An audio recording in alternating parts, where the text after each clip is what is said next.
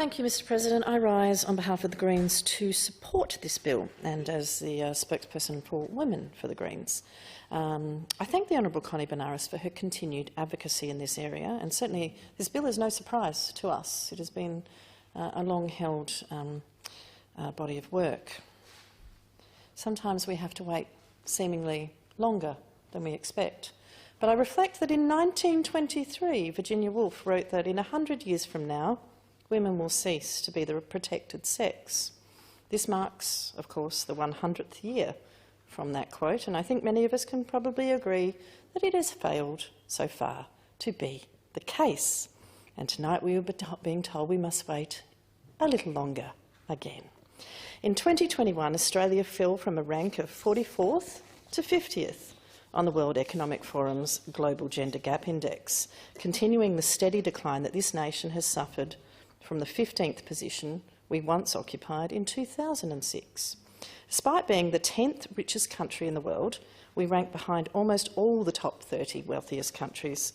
In translation, Australia fares particularly badly on gender equality when compared to countries with the same levels of development as our own.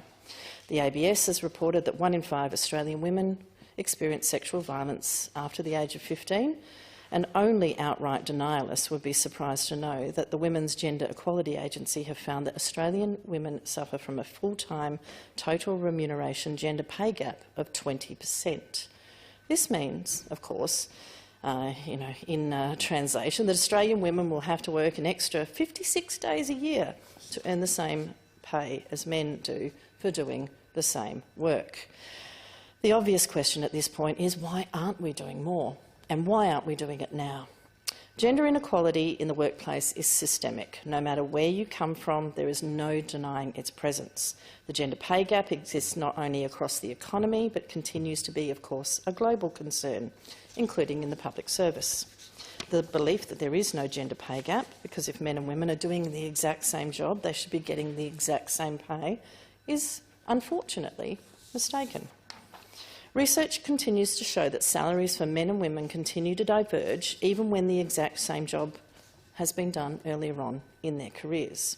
But the pay gap is more than just exact monies. It is also a reflection of the reality, our reality, that industries that are dominated by women, including childcare, nursing, primary education, are paid less than the areas of work dominated historically by men.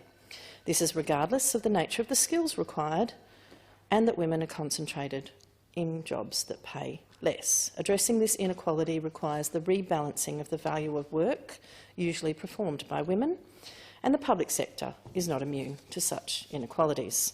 The bill before us is about improving gender equality in the public sector, applying to the South Australian Public Service, as well as to the South Australian Courts Administration Authority, local councils and other public entities with over 100,000 employees to be covered.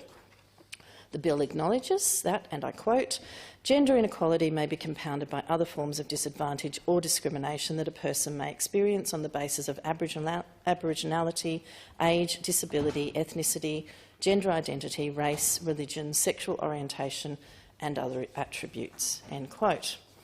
The Greens' approach to achieving gender equality must always be intersectional, where we understand that all different aspects of a person's identity overlap, contributing to distinct types of discrimination and disadvantage.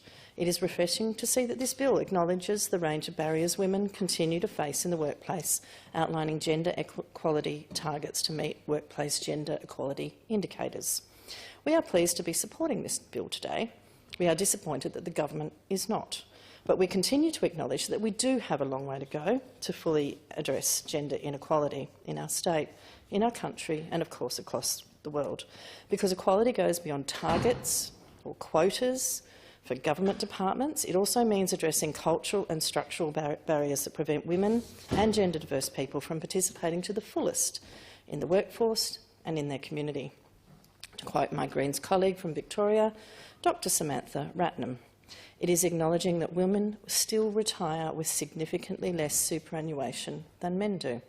It is acknowledging that women are working more but continuing to do the bulk of a family's housework and childcare. It is acknowledging that women over 50 are the fastest growing group at risk of homelessness.